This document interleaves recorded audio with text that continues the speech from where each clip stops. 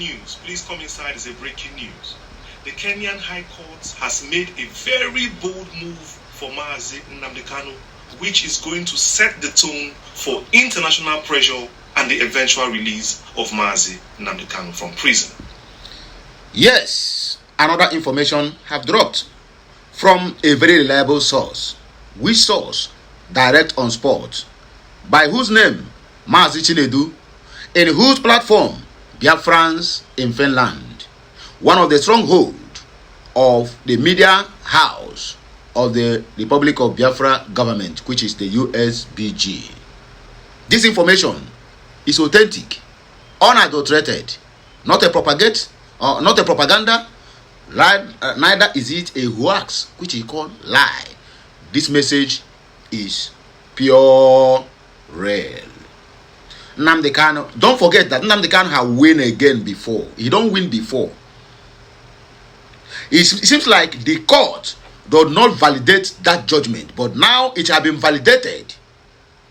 The Mazi Nnamdi Kanu international lawyer have secured a landslide victory in Kenya, whereby the Kenyan government, after Tinubu left, in that summit they went there, that African France summit, whatever they call it, CEO summit.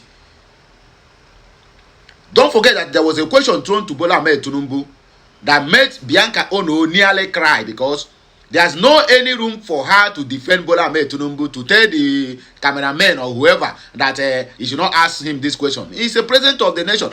You see the reason why they keep on hiding him. They will present him in a country where nobody will ask him questions, just like going to France and UK, where they will be shaded by the same government who are maltreating his own people back home.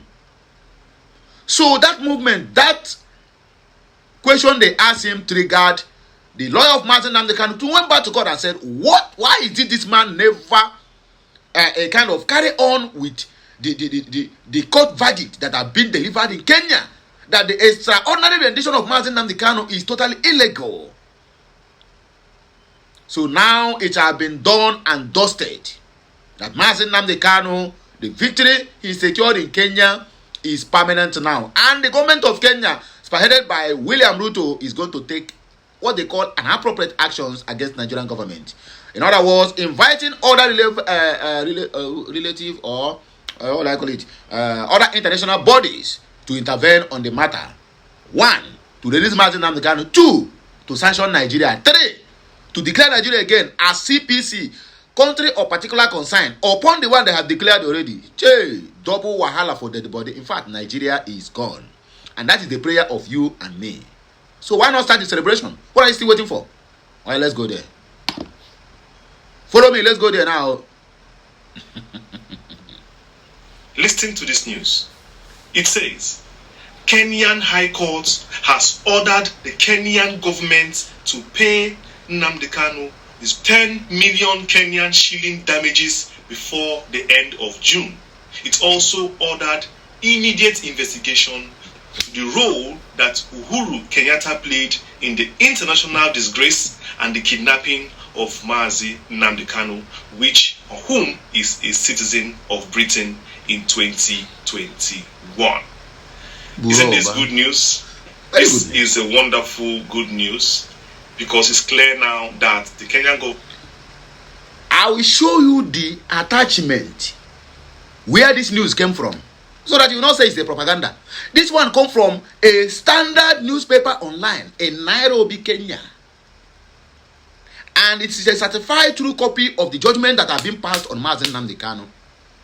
And you are there, thinking that Mazi Nnamdi Kanu have been subdued.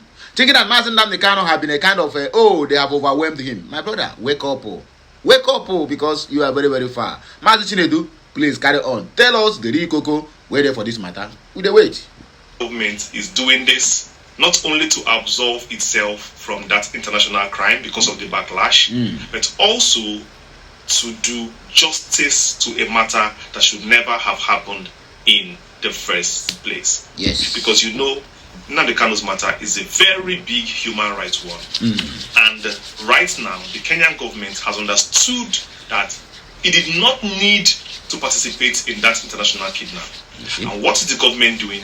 The government is trying its best to do justice in its end, while it also, pressures on international community, to do justice to the matter, as Nigeria has failed to do so. Woefully.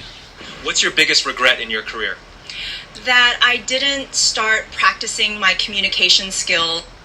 This is a step in the right direction because you are very much aware, as I said again, the Kenyan government had no business in attaching itself to the illegality and the kidnap that happened on that fateful day in 2021. If not for the corrupt Uhuru Kenyatta, who took money from Nigerian government, yes, of course, an oil, oil well, and had no choice, but because of the longer truth, he had dragged the whole country called Kenya.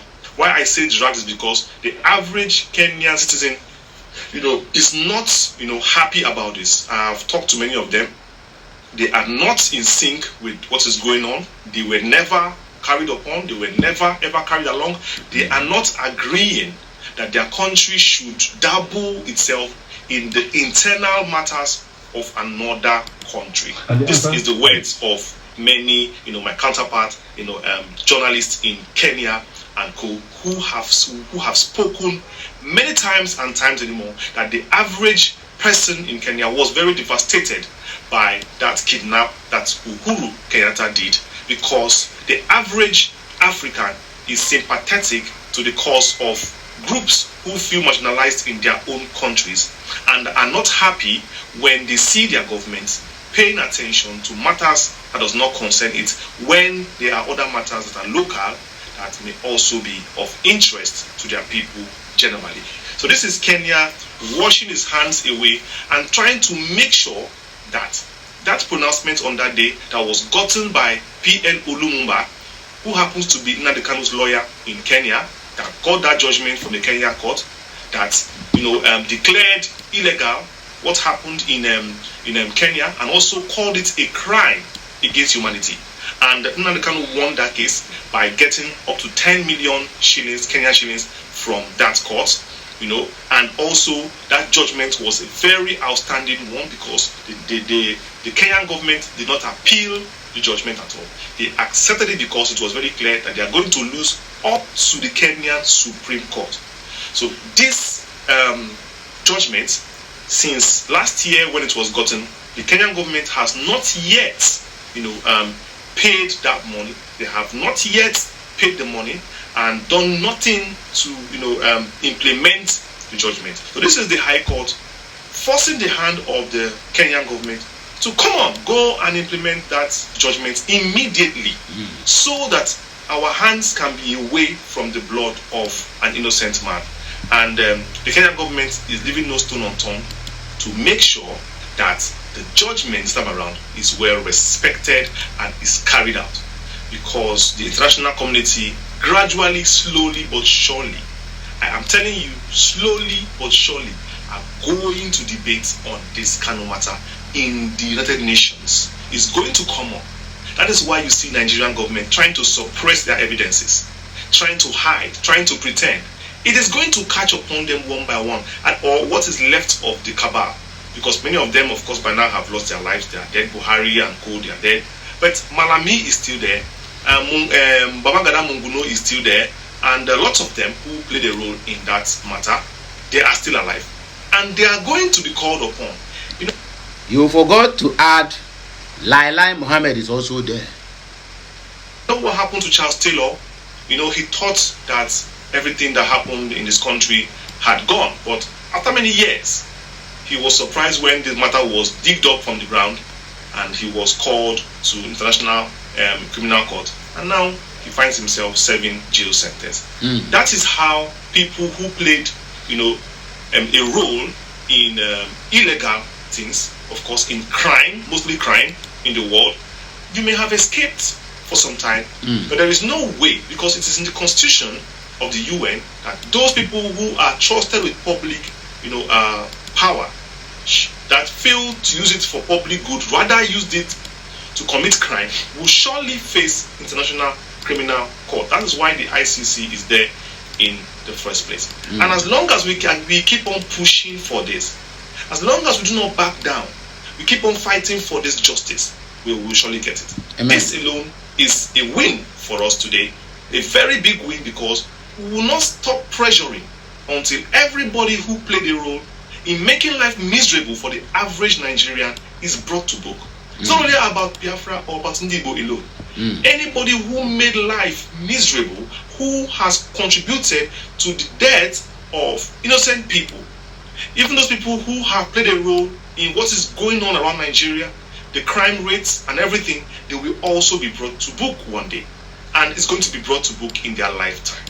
So this is a wonderful win for all lovers of freedom around the world. Wherever you are watching me from, this is a good one, and all kudos goes to Kenya, who decided, of course, to stand for the part of the common man, to make sure that their judicial system works, because I know very well that African countries are almost the same when it comes to rule of law, but there are countries who still have human conscience. After all, Nigeria wasn't as worse as this 20 or 30 years ago. There was still hope in Nigeria. That is why you never saw Ndibo clamoring too much to leave. But it got worse and worse and worse. That is how the judiciary is also getting worse and worse and worse. Every day. The way Nigeria stands now, it looks as if it's a finished project, except a miracle. I know that word, a miracle, happens. Because I've never seen a country that has been dragged down the gutters by itself like Nigeria. A country that had huge potential, but as far back as 1960s, have already started to destroy and drag itself to the mud, because it opened its arms for the imperialists to come and dine with it. Instead of telling the imperialists to go, let us handle our matters, they brought in the imperialists because some group of people felt they wanted to own Nigeria. I want to. Everything is moving accordingly, my brothers. Even as this one is moving, another one is still loading, because we must travel. It's that selfishness that puts Nigeria where it is today. If Nigeria was allowed to relate amongst themselves right from time, bury their religion, bury their tribalism, bury everything, and work together as a united country, I'm sure by now there would have been a headway. Because when Ojukwu asked for that Aburi Accord, and he made his points clear, this is what I want. If Gowon had understood that for unity to be together, I have to make concessions, and understood that this is part of our family, we are all one, it's for the betterment of the people. If Gowon had carried on with the agreement, by now Nigeria would have been the very fastest growing country in the world, and the imperialists would have been where they are, envy Nigeria. Nigeria would have been in the 6th Committee of Nations around the world. The envy, the pride of everybody around the world. But what do you see now? Nigeria failed to use that opportunity to not only unite the country, but to lift the country up. Rather, it chose that one part of the country said they want to dominate, teamed up with the imperialists, and enslaved the other part of the country at the expense of the oil coming out from another part of the country. That is the kind of architectural design Nigeria is made up of. And yet people are saying that it can work that way. Until people realize that this country is for everyone. Until people realize that the country is not for a group of people, but is designed as different ethnic groups coming together, uniting, dropping their religion, dropping their tribes, dropping everything to say, we want to belong here. Until that happens, if ever, because as it stands now, some people have gone far believing that Nigeria belongs to them. They've gone far with it. It's too late to make them understand, that that's dream they are dreaming. That's what I call it. That hysteria they are living in is a fake life. They fake the life so much that it now looks as if it is real to them. So coming to tell a Fulani man today that Nigeria is not their inheritance or birthright, it's like as if you are telling him to go back to just jump inside the water and kill himself. How will it be one day, a house that you have been living in all your life, you come and tell us not your house? How would it be? You see, that's why Nigeria cannot stand. It's too late. It is too late, except a miracle. A miracle happens. Who is ready to perform that miracle? To take the risk and perform the miracle. A miracle that is going to get all the terrorists, all the bandits, and all the criminals coming in to the country to leave. All the Fulani, Janjaweed, to leave. That is no more their country. Is it going to happen? Nigeria is not only about developing Nigeria or about providing basic amenities again. It's about people have claimed ownership of Nigeria and have occupied it. About survival. Anyway, all we are saying is, please, Kenyan government, pay that money that the High Court says you should pay. Pay it. We need the money. Nnamdi Kanu needs the money. Pay it, no problem. Leave the rest. We are not in for money, but you will pay that money because it was damages that was done to him that would have cost his life. At least his child, his son needs the money. He also needs the money. His family needs the money. Yes. And, he needs the money. Please pay that money. Okay, please pay the money. They said it's 10 million shillings. That's 10 million Kenyan shillings. I don't know how much it is in Naira, but let me see what I can do. Let me use xe.com. That is what is X? xe.com. Abi? Yeah, SE currency converter. Let me see 10 million shillings exchanger. Please, 1 minute, okay? We are going to read some comments and then we'll round up. Let me see how much it is in that Zoo Naira. I know say this people currency is more in value than that of Zoo. Okay, sorry. Se.com. Why are you se.com. Let me see, please. Okay, dollar to Naira. Let me see. Kenya. KSH. Okay, Kenya shillings. 10 million. 1, 2, 3. 2. Okay, let me put it in US dollars. Let me see how much it is in dollars. US dollars. Let's see. Buroba. Okay. 10 million Kenyan shillings worth over 77,292.79 Let me check on that NGN. Let me check on their Zoo Naira. Okay, in their Zoo Naira, the thing come up over 105,952,000 and 997,793.65 kobo. That is the actual amount that the Kenyan government will pay to Mazi Nnamdi Kanu for the damages they caused on him since 2021 down to this age. Okay, one person said, I think Stanley said, the division of one Nigeria is the best solution to save lives. And that is what he said.